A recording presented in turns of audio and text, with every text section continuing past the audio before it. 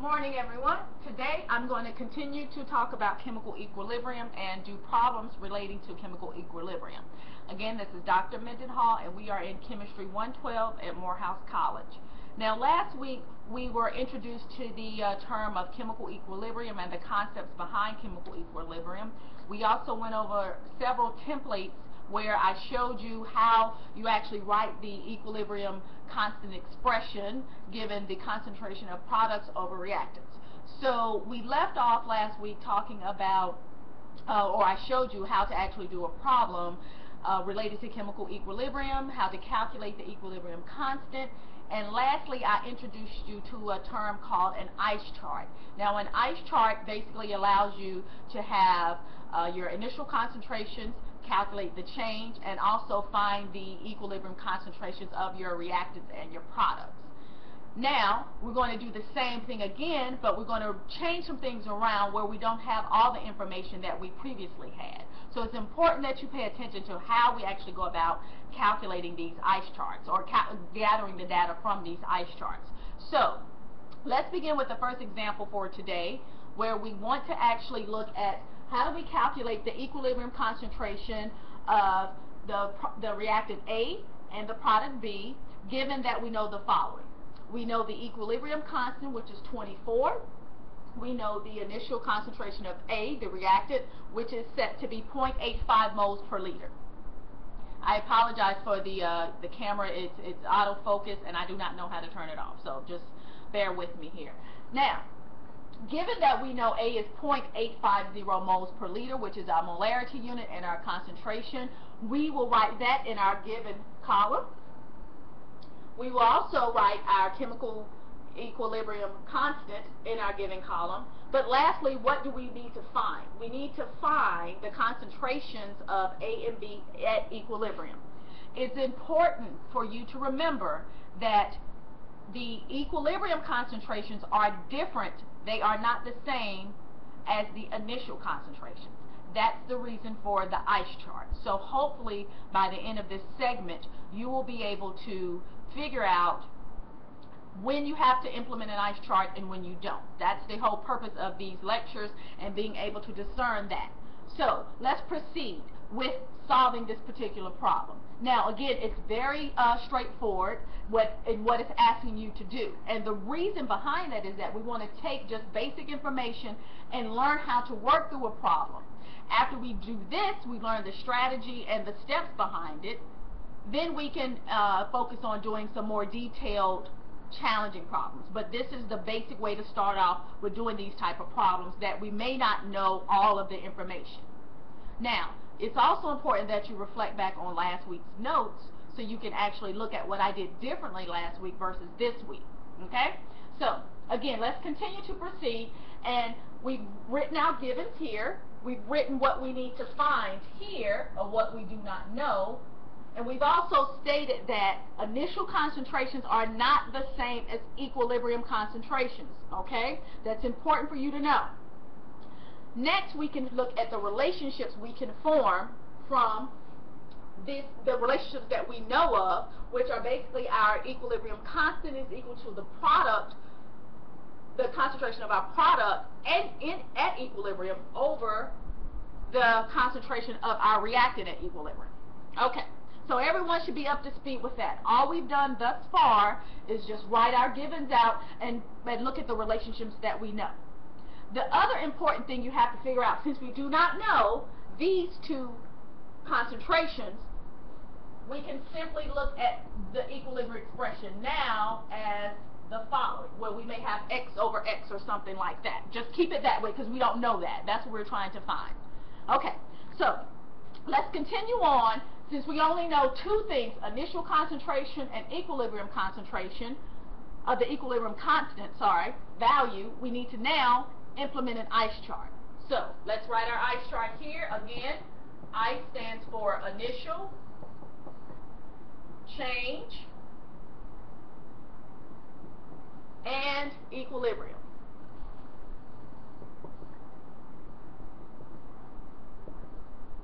Which is our E. I'm going to move this over just a little bit just for the sake of having columns here. So So what we're doing, this is essentially a chart. That's how we look at it. It's a chart. It's an ice chart. It's a chart. So what it pertains to A, I'm going to write under this chart vertically, under A vertically, and also for B. Okay. So now we simply plug in our given. So what do we know?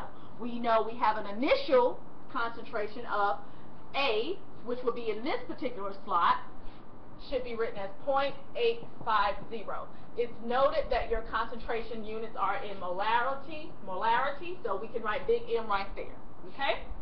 We do not know the initial concentration of our product because your product will never have an initial concentration, only because it's initial. You haven't produced anything yet. Initial is the start of.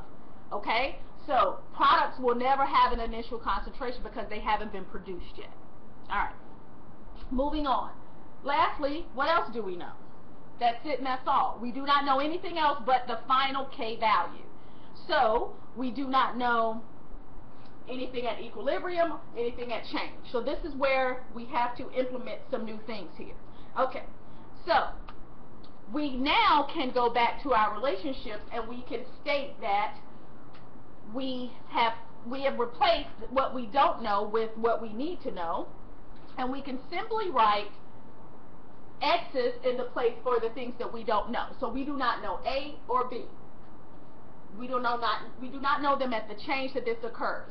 So because we've stated them with an X, we can now go back into our change bracket or our change space and indicate these values are X here for A and B, because we do not know anything about them in the change phase.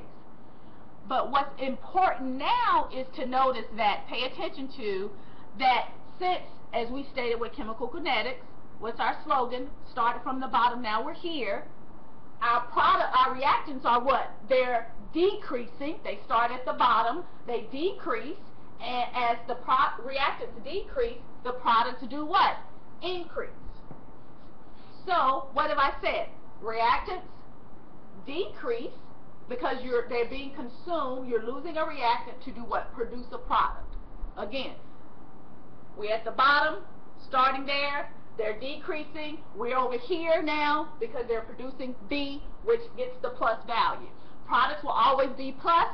Reactants are always negative. All right. So now, how do we write our equilibrium expression?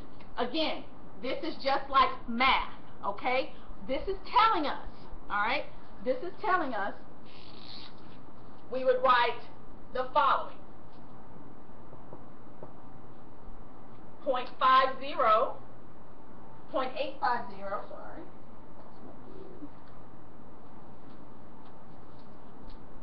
Minus X, this is for column A, and our B equilibrium is plus X. Okay? So, again, all I did here was state 0.85 minus X. This is our equation now, and then plus X for B. This is all relating to equilibrium. So what does that mean now? Since we have an expression for our reactants and our products at equilibrium, this is what we've done. We have an expression for our products, A and B, at equilibrium. Now we simply need to take these expressions that state this is what is occurring at equilibrium and plug it back into the relationships that we know of. So what that means is that we can now do this here. So we know that K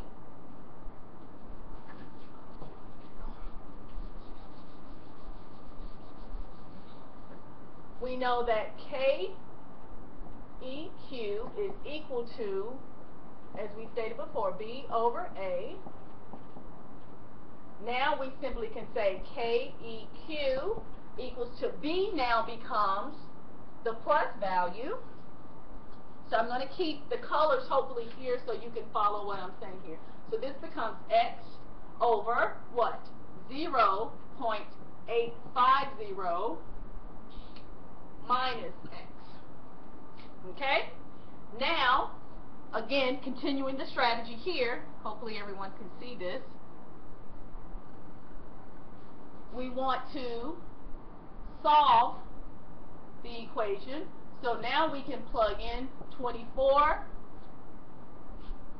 to say multiply both sides by 0.850 minus x.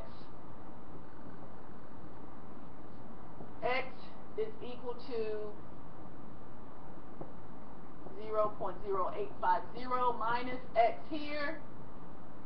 Same thing there would give us this value, and we can solve. When you multiply this out as you would do in an algebra class, you can now solve the equation, which tells us that x should be equal to, after you do all of the mathematical operations, this would be your final answer for your x value. So what exactly is x? X is actually, now we're going to solve for B and A at equilibrium. Keep that in mind. So B is essentially our X, so the concentration of B would be 0.816 molarity. A would be what? 0.850 minus 0.816, which gives us 0.034 molarity.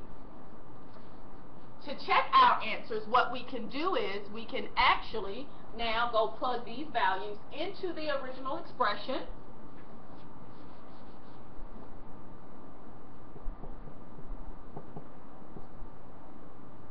.816 over 0.034, and this should give us 24. That's how you would go back to check your answers. Now, some key points that we need to focus on here are that we have to be able to discern several things, okay? So let's kind of do a quick recap of what I've talked about here.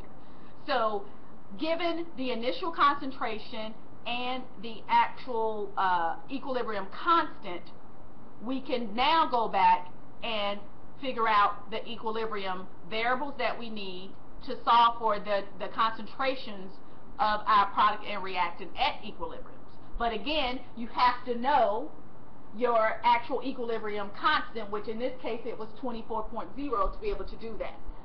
This type of equation does warrant you to do an ice chart.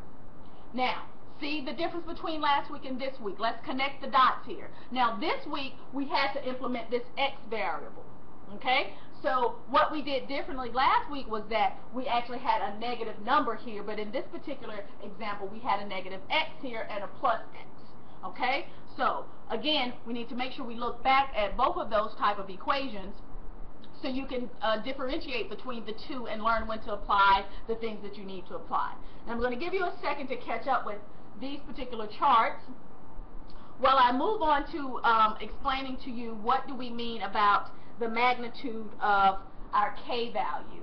We briefly described it last week in class, but again, keep in mind that since our equilibrium constant value is 24, it's much greater than 1, and we basically stated that if our K value is much greater than 1, then it means that our products are favored and our equilibrium lies to the right, meaning it would be on the B side, which is the product here.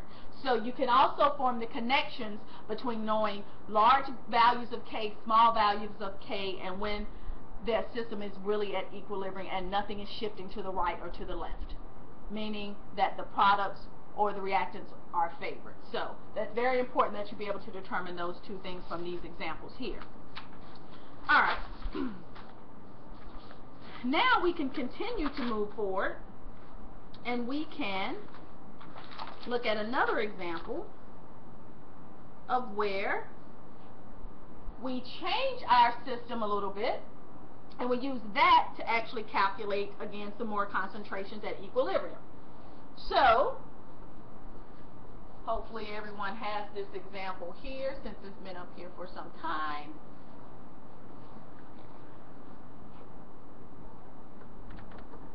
Alright, so now let's move on to a different example.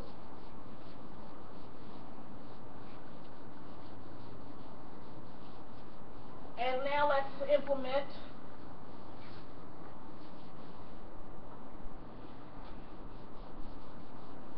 take the ice chart deal up just a little further.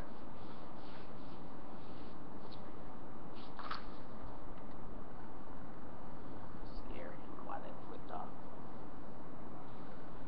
So now, it's crazy, right? Sorry everyone, this amateur videographer, and it just flicked out on me. Alright.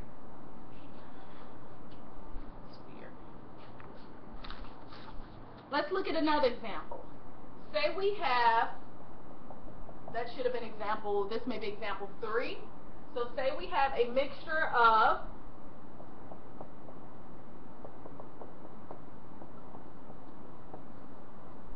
.500 moles of hydrogen gas, H2, and 0.500 mole of I2 was placed in a 1.00 liter flask. This is placed in at 430 degrees C. See this. So a mixture of 0.500 molar H2O and 0.500 molar iodide was placed in a 1.0 liter flask at 430 degrees C. We want to calculate the concentrations of H2, I2, and HI at equilibrium.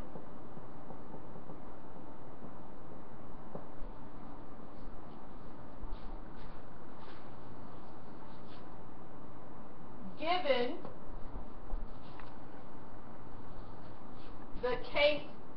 the equilibrium constant value is 54.3 at this temperature.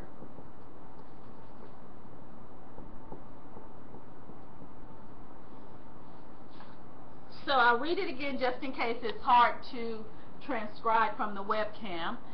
We have a mixture of 0.5 molar H2 gas, or yeah, I guess so, because you can kind of take it from that volume, and 0.5 molar I2 that's placed in a 1.0 liter flask, 1 liter flask.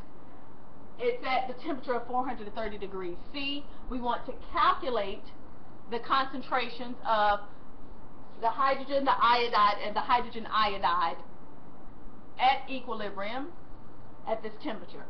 All we know is that we have a equilibrium constant of 54.3. So now, how will we proceed with doing this? Okay? So the first thing we need to keep in mind is that we need to do what? We need to figure out what our concentrations are, what we have and what we don't have, and what we actually need to get. So we need to write our givens. So given, we can basically figure out what the concentration, because we know moles per liter. And with the moles per liter, hopefully it'll figure itself out here in a minute, we can say that the concentration of H2 equals 0.500 moles over 1.00 liter,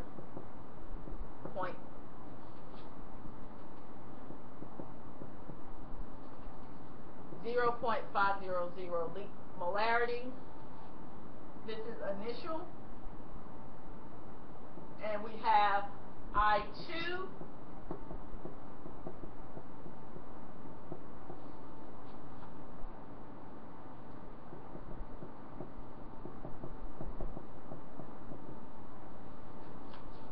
These are all initial. Our initial can also be denoted as a little not subscript or zero subscript by the equation here. All right, camera. We also know KEQ is equal to 54.3. So how will we proceed with this problem, given that we know initials and equilibrium constant? Guess what? Let's connect the dots. It's similar to what I just did before. Okay? It's similar to what I did before. However, let me give you the actual chemical equation that we're working with here.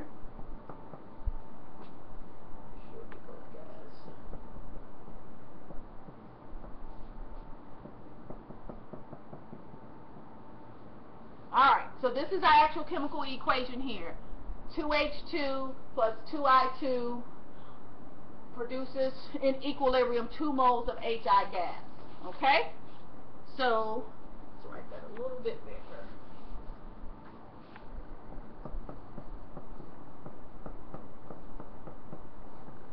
Now we just need to figure out how to proceed with solving this problem.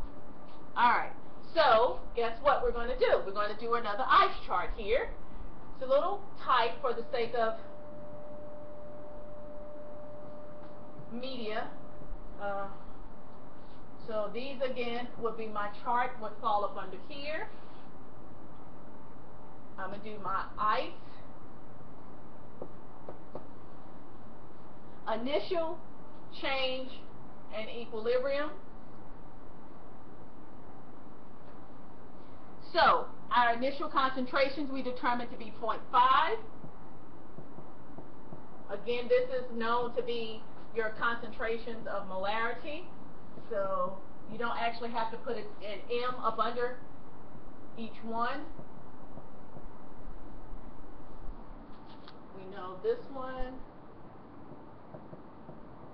Again, this is 0. We do not know anything at the change or the equilibrium phase for any of these chemical, these compounds, these elements in the problem. So that's what we have to calculate. Okay, how will we go about calculating this? That's what we have to determine. So, what would you do? Considering what we've done up until this point, how will we proceed with this? So, we've stated a few things that occur. Basically, that if we know the following, this is again our relationships. Okay, so we stated before that if we know the following, so we know products over reactants, HI. Guess what? We stated from when we first started talking about chemical kinetics of how we write this, our product is HI. We have the stoichiometric coefficient of 2. That's raised to the power of 2. We also have what? H2 times I2 in the denominator. This is our relationship that we can make from the equation here. So, what do we do next? How do we figure out our change in the system? How do we figure out the change for our equilibrium chart? So now, what we need to do is, just like we did before, reactants are always what? Negative. Now we go to the products. Our products are always positive. But what comes into play now is we have the following occurring. We have a new entity in here. This stoichiometric coefficient now comes into play. Okay? Just like it comes into play for our relationship of our equilibrium expression, it comes into play here as well. Okay? So, what is that telling us? Now we use the following information to do what? To solve our actual equilibrium expression here. So, we would write our equilibrium equations or expressions that we need to solve for this as such. So, for hydrogen, it's going to be 0.500 minus x. The x again comes from above, from the change column. Minus x, right? Everybody should be following me now, hopefully, if you're paying me some attention.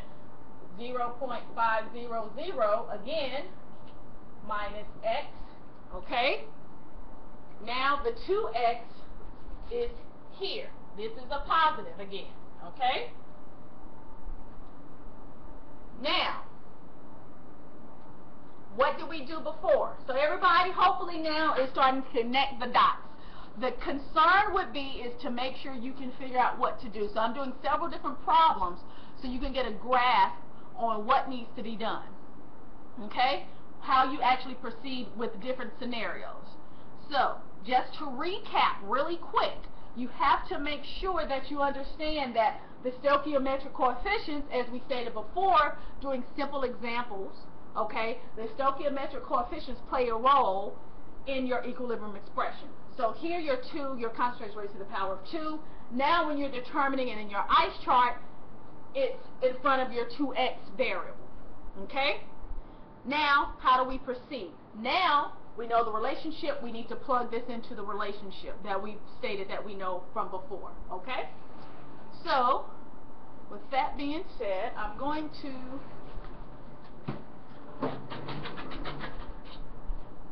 pull the board up some and just make sure you can kind of see a little bit more here. Actually, I'm going to just take that up a little higher. You can rewind it back if you need to. Alright, so given the relationship here, this is what we know. KEQ is equal to HI raised to the power of 2 over concentration of H2 over I2 here, okay? We just stated what? That we know the following. We were given that our equilibrium is 54.3. Come on, camera. I'm going to reshift here in a minute. We know that this is 54.3.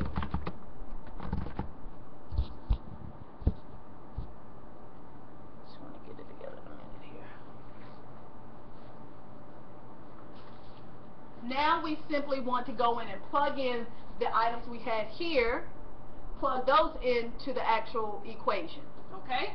So with that, we're going to write 2x squared over 0.500 minus x times 0.500 minus x. This is again equal to the equilibrium expression of 54.3. Okay? So, once the focus gets into play here, we'll be okay. So now, this looks like a math problem. So what this says here is 54.3 is equal to 2x squared over 0.500 minus x times 0.500 minus x. So when we look in the denominator looks like a math problem, where the entire expression is a math problem here. So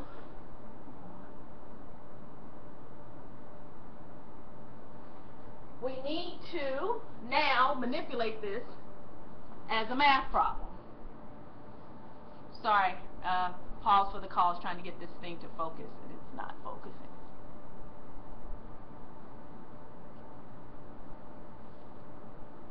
Focus. Feel like I'm talking to the students anyway. Focus. It's not focusing. Focus, focus, focus. Focus, focus, focus. Come on, thing, focus. When we reorganize this basically, we want to take the square root of both sides. Let's do this little. Take square root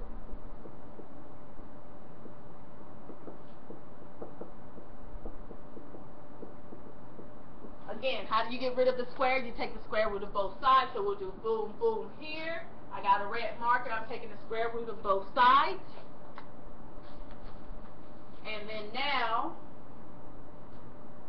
everything comes from up under the square root, and you're left with 7.37 is equal to 2x over one of your 0.050 x's comes out, 0.500 minus x, and this starts to look like what we just worked with a minute ago.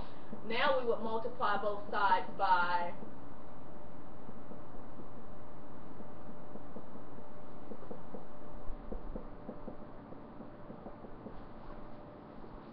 once we do that, we can now solve for x, which should give us 0.393 molar. And now we can plug in our equations. I'm going to focus this for you a little bit more. I'm just have to take it off of there so you can see the board a little clearer. And we will plug these values in. So x is denoted as just simply that variable x. So now we would take this information and plug it into our equation where we say 0.500 minus x is known to be 0.393. This gives us 0.107 molar. I2, the iodide concentration should be the same because, again, we have 1-to-1 mole ratios. And then our hydrogen iodide, our HI concentration, would be 2 times 0.393, which gives us 0.786 molar. And again, you can also check your answers by plugging into the equilibrium expression. So another caveat here, we say check your answers.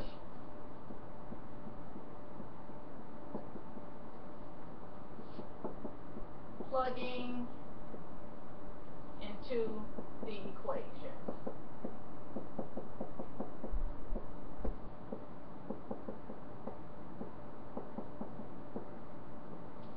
Alrighty. So let's see if we can get this thing focused up a little bit more.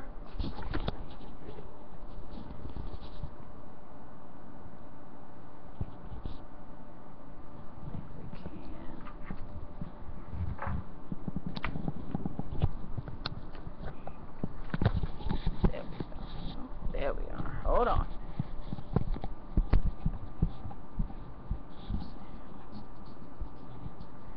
So I'll recap this if I can get this to stabilize. And again, amateur videographer. But at the end of the day, I'm here to help. So I should get excellent teaching evaluations for that. Alright, let's try and get her one more time on that. So let's recap this all over again since the video didn't show it well. What I did here was that the previous step I showed you the actual ice chart of the values we got. So in the equilibrium portion of the ice chart, I showed you that we calculated the 2HI component to be 2x. And then our H2, our hydrogen, and our iodide were these values, okay? So this is our formula that we write here. So it's 54.3 equals 2x squared over 0.500 minus x times 0.500x. If you look at this closely, this does what? This looks like a math problem, and this looks like you would do the FOIL method, correct? Alright? But, again, going back to that algebraic expression and the things we've used before with algebra, what do? How do you get rid of the square root? So basically, we're going to, how do you get rid of a square? We take the square root of both sides. So that's that little hint there. So all my math people, there are people that don't like math, you need to start making sure you can review these algebraic steps so you'll know how to do this, because you will see these problems again in a couple of weeks. Now, I took the square root of both sides. That's what the red marker is showing, the square root of both sides. Square root of 54.3, 7.37. This is equal to 2x over 0.0500, because this is essentially squared as well. Now, we would do what? Multiply both sides by that, multiply everything out, divide everything by 2, whatever you're doing to get this, and this should be our final answer for x. Next, I came over here and I simply plugged in my value for x. So if x is this, we know that the hydrogen concentration was 0.5 minus x. Okay? That's our concentration for our hydrogen. This is again at equilibrium. It's not the initial, this is at equilibrium, okay? I2, same thing here, 0.5 minus the x value, which is 0.393. Hydrogen and the hydrogen gas and the iodide gas have the same concentration simply because it's a 1-to-1 mole ratio, right? The coefficients are 1 and 1. Now, if 1 was 2 and 1 was 1, that would be different, but that's not the case. Now, hydrogen iodide, the product, we determined from our ice chart that it's 2x, so this is 2 times x, which has given us 0.786 molar, okay? And you can check your answers by plugging the values you've calculated into this expression to make sure that it equals this, all of this, your 2x's and x's, all this plugged in with these equations here should equal 54.3, and that's how you know you did the problem right. Or you can square it, however you want to do it. So this is what you would do to check your answer, to make sure that's equal in that. Okay, now, with that being said, I'm going to move on, and now I'm going to introduce a new concept that is related to equilibrium a little bit, but it looks at it looks at it from a different angle. So now I'm going to teach you about the reaction quotient, and hopefully there it is, will not get foggy again. Alrighty, so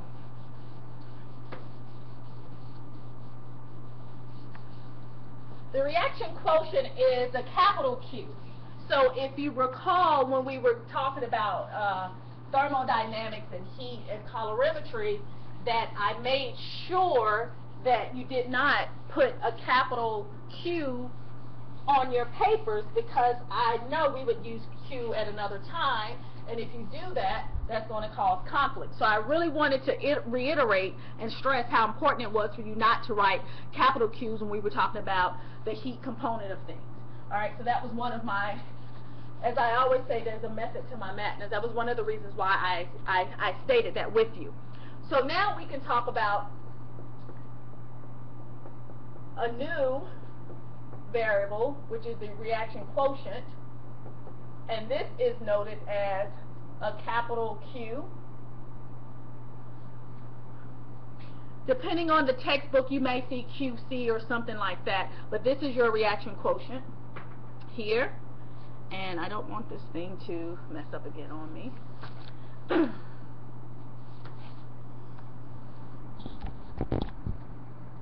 So now,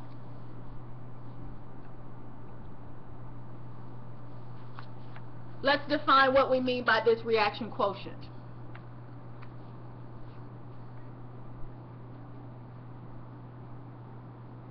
The reaction quotient is used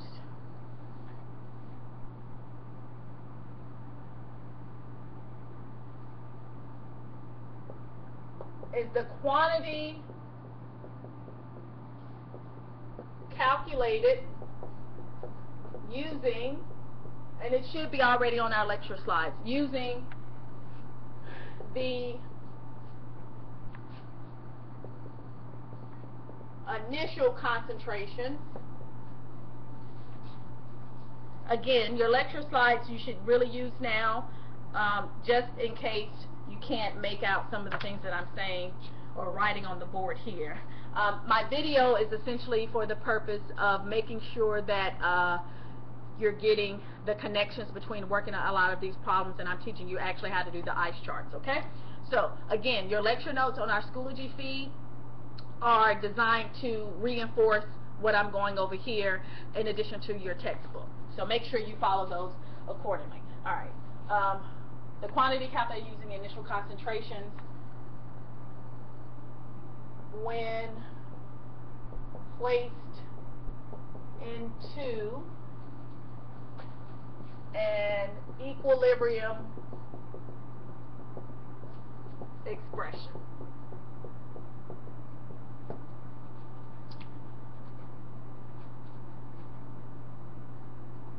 It's also important because you could have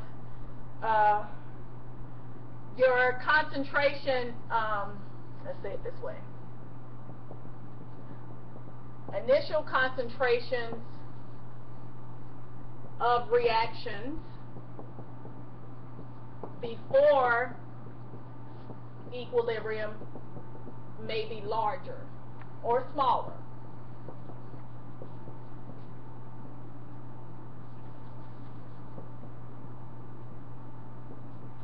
So what the reaction quotient allows us to do is it allows us to compare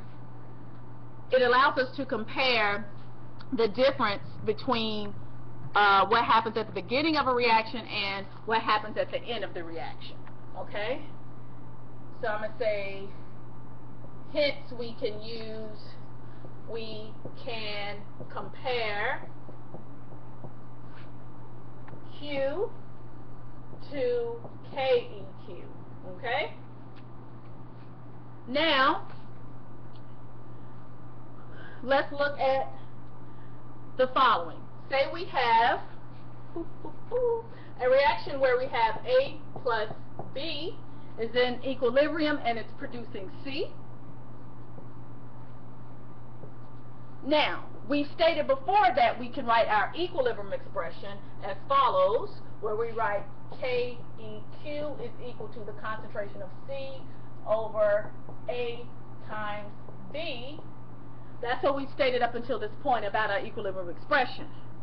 But what we've also stated is that, well, we haven't stated yet, but what the reaction quotient is going to implement now is that now we can take, we can look at the difference of our initial concentrations at the end. We can compare our initial concentrations to what happens at the equilibrium. We can compare these two numbers. So now we can do Q, and some books may note it as QC or QEQ or something like that. We can write the new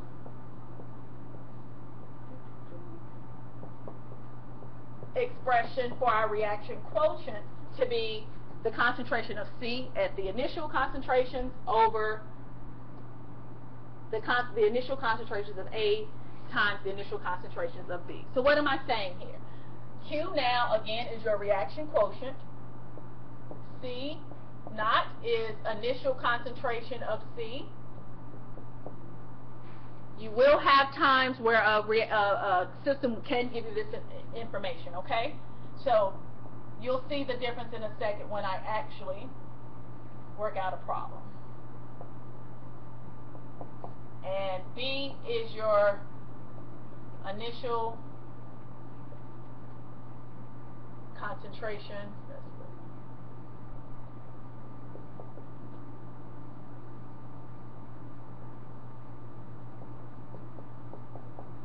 And this is your initial concentration of B.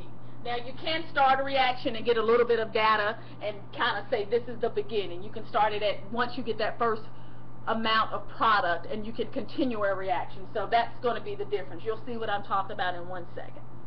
So some relationships we could form from looking at the relationship of Q, reaction quotient, to K are the following. So these are very important because these relationships I'm going to state now will be used when we actually do problems to compare our quantitative numbers we get with Q and K. So stay with me, please. So we can now determine these relationships. If Q is greater than K, we can say that the reactants equilibrium may shift to the left and reactants are favored.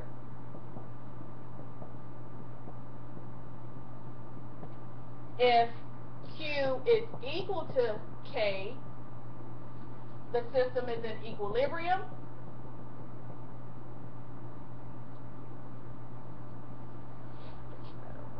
And if Q is less than K, the products are favored. Alright, so what we're saying here is that depending on the value of Q and K, how they relate to each other, it can help determine what is more favored towards the equilibrium shift or produce more in the actual product.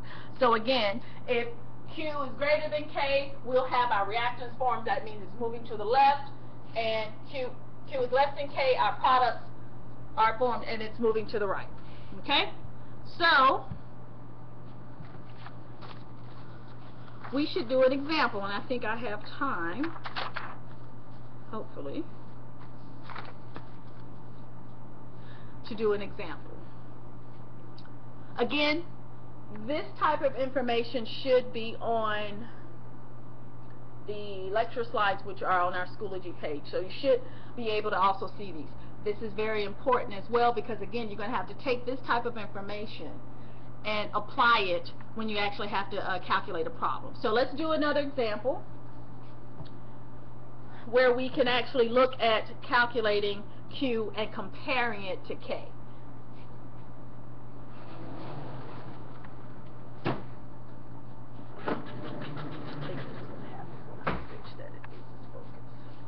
Alright, so this may be example 4.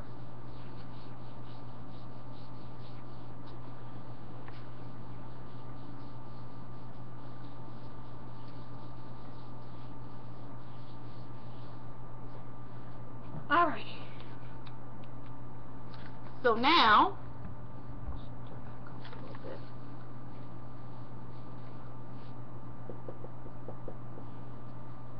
say we have something set up in this context. Again, these are word problems. You have to be able to go through and figure out how to position the problems or identify, discern what you need to get out of it to figure out how to start a reaction. The context clues is what I always say. Okay? So, example 4 says, at the start of a reaction,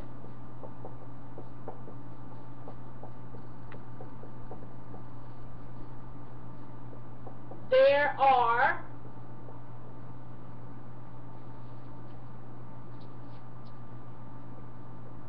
.249 moles of nitrogen into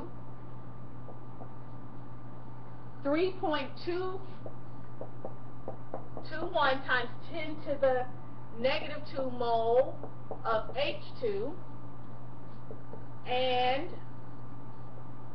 6.42 times 10 to the negative 4 mole of ammonia. These are all in a 3.05 liter reaction flask.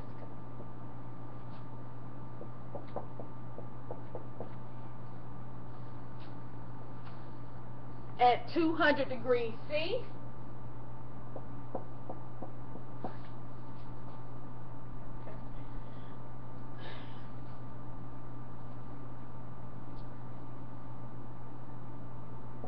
the equilibrium constant is 0.65 for the following reaction.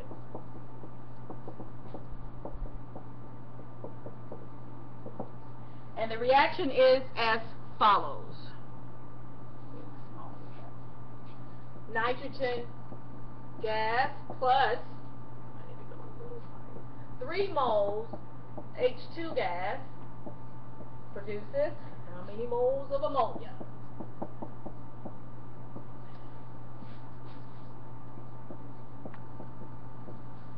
Okay, so this is our chemical equation here, what's actually occurring. Now, what are we trying to do? We want to essentially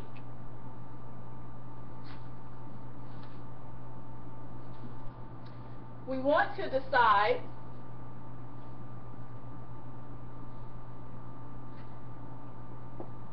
determine whether the system is in equilibrium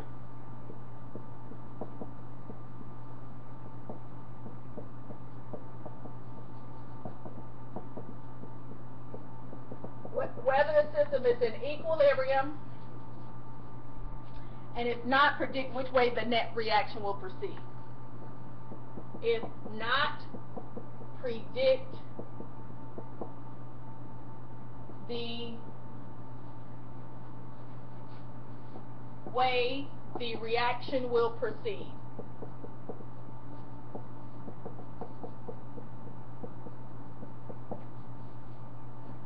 Okay, so just as before, as always, we always state our givens, okay?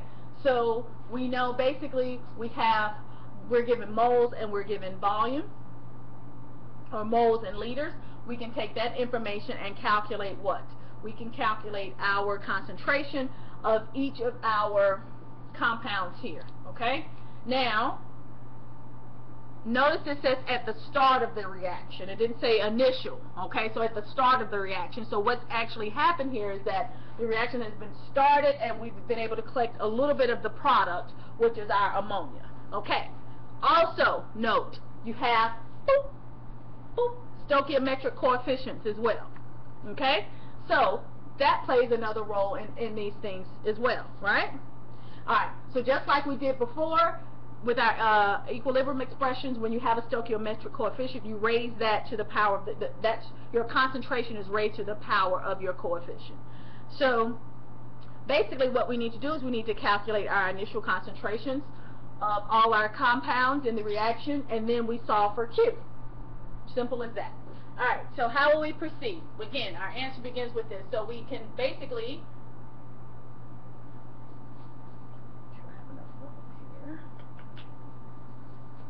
start out with our N2,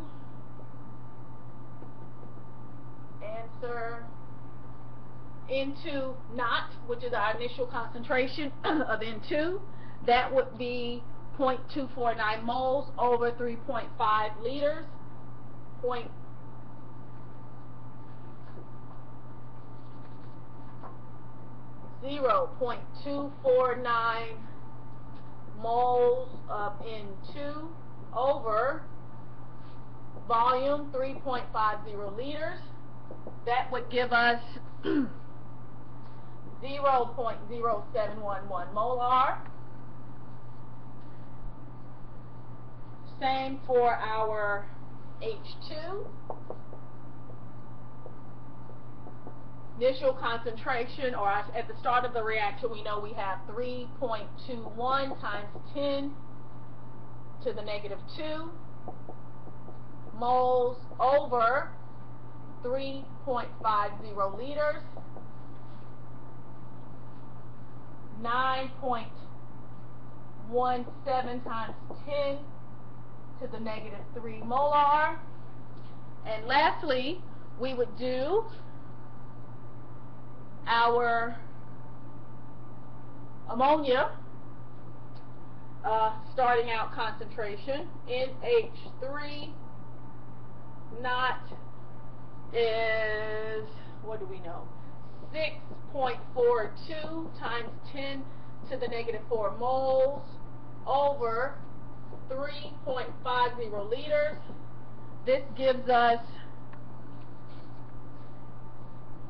1.83 times 10 to the negative 4 molar.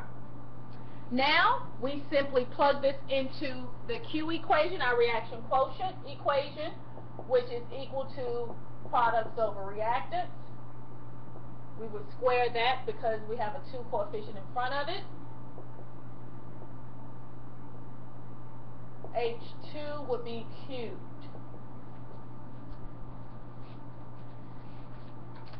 This gives us, after we plug in all our numbers and square it, 0.611 was equal to Q. And basically, we now go and we compare 0.611 to 0.65. Compare to KEQ. So we have,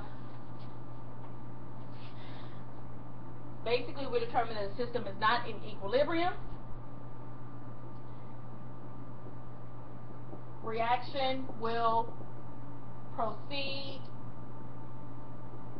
to the right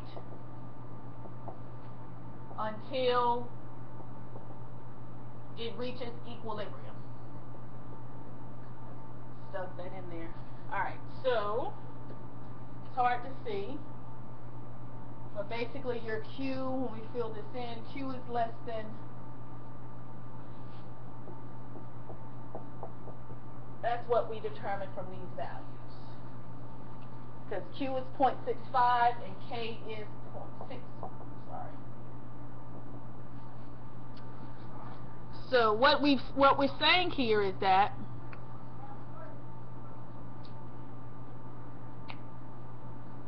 our Q value is less than our K value, therefore the reaction will proceed to the right, where you basically will have more products formed, but that will continue to occur until equilibrium is reached. And I will stop with this lecture of chemical equilibrium. I'll continue with another one where we'll do 2 more problems relating to chemical equilibrium, and then we'll move on to acids and bases.